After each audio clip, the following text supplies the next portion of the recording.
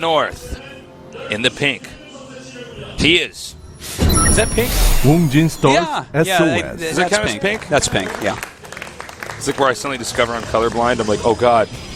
It's not that you're colorblind. You have a very special form of colorblindness. It's called not knowing what the color names are. In the bottom in the purple, he is. So trapped. I don't know if that would be a blindness or ptosis. Well, I'm trying to be nice.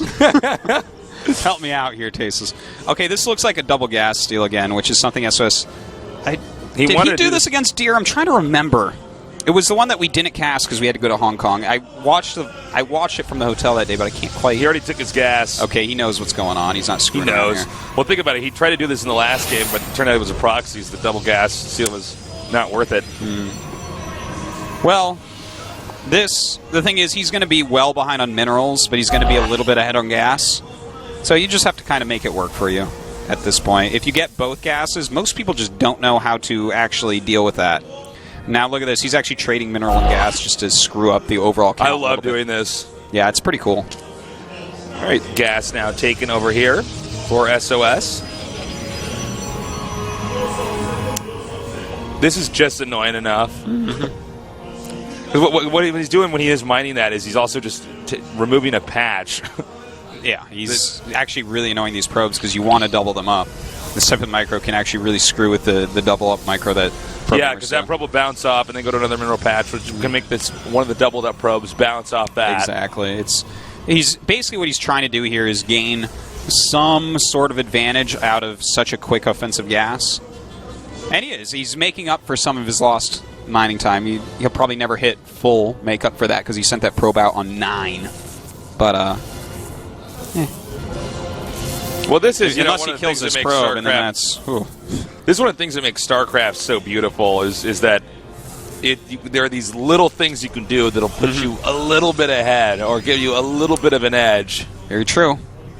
By the way, we do have a pylon out in the map from Trap. I wonder, he could just throw down a robo there.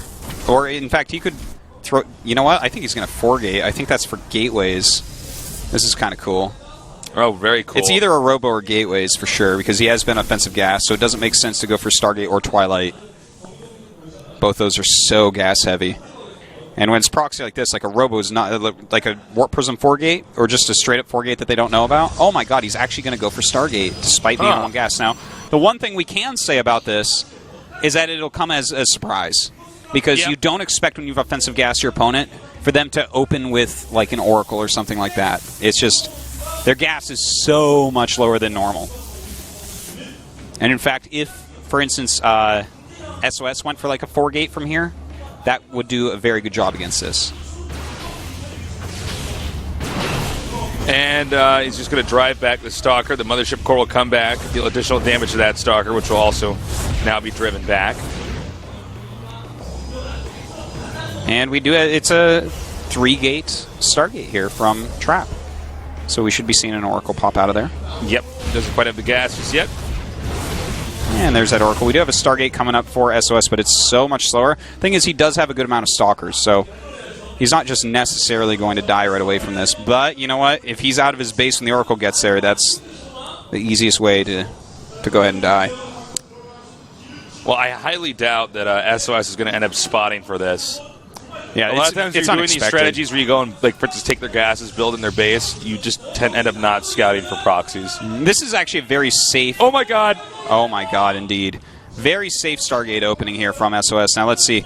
Here it comes. 1 probe, 2 probe. Ooh, 3 probes already. And he forces the Nexus Cannon. Very nice. And if he gets out of there... He gets out. That is icing on the cake. Oh, my God, he gets out. That's awesome. That is a well-done Oracle. And now he's just going to grab some He's going to do an all-in from here, it looks like. Now, I for SOS, I think he, at this point in time, knows Trap's probably not going to come in again and hit the probes. It's probably going to be a big attack right at the entrance. Yeah, that's a very good point. And that's what it's going to be. He's making Phoenixes right now to help lift off a little bit. He does have the 3 gates. You know, the thing is, SOS's build is really smart because you don't expect the Stargate opener. So if you go for a safe 2-gate into Stargate, and he even made a Zealot and a Sentry to make sure that no 4 gates or 3 gates could bust him. I mean, it was really smart play by SOS. It's just that Trap, this is This is that like next level thinking. You're like, well, he'll probably do this because he thinks I'll do this, so I'll do this, which is actually not technically as good in this situation, but it probably will be against what he's probably going to do. Trap's idea is pretty suiting for this best of 3. Ooh, that's true. Uh-oh. He sees the Phoenixes now. Oh, you know what? I think he's going to dive in here. Probably just gets a few more. No. He wants to really badly, but with that many Phoenixes there from his opponent, this is becoming a little bit harder. This is actually turning into Phoenix versus Phoenix. Yeah, it's funny because it's like now they can't stop making Phoenixes because one guy's getting they're neck and neck, and if they one guy stops, the other guy just gets a big Phoenix advantage, kills everything in the air, and then they just start picking up other units. Exactly, and it's so funny. The thing is, the Phoenixes have to battle the Phoenixes first because they kill each other too quickly, and then you have so much lift energy left that you actually just kill off their army. Like Phoenix versus Phoenix. Like, optimal Phoenix versus Phoenix goes 3 base, get Phoenix range, switch into Archons. It's really weird. All right, I don't know why he flew the Oracle in over there. That was weird. He was hoping that the Phoenixes were out on patrol. I guess, yeah. Trying to kill Overlords, perhaps. Well, we have the Stalkers for SOS coming out here along with the rest of his army. And it looks like we might have an engagement coming up here. Pretty similar army numbers right now. More Zealot heavy for Trap, and that makes sense because his gas was a little bit slower. Nice there, triggering that Nexus cannon. Really nice indeed. And they both do continue to make these Phoenixes. We're actually 1 up right now for Trap. This is rough. Eventually, something has to happen here, man. This is This is also a problem. It's really hard for either player to expand.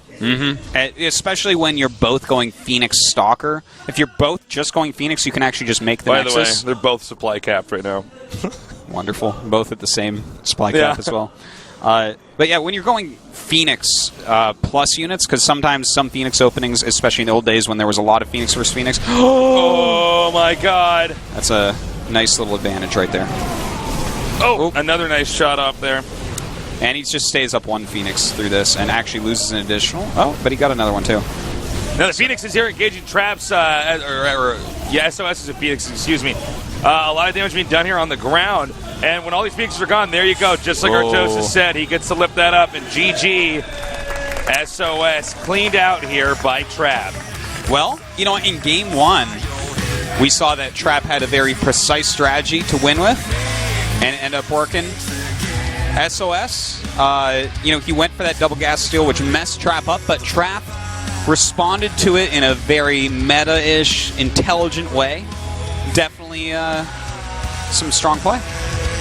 Trap is looking great today. Really dynamic openers here from him. SOS shaken here as he now has to go up against Keen in the losers match, the 4th best of 3 we have here today. That's a tough one. SOS has some of the best PBT I've seen, but Keen is the type of player that can definitely get him too. I mean, this is not... No Protoss in the world against Keen is a free win. That's very true. We saw against Rain that he almost killed off Rain. And Rain is...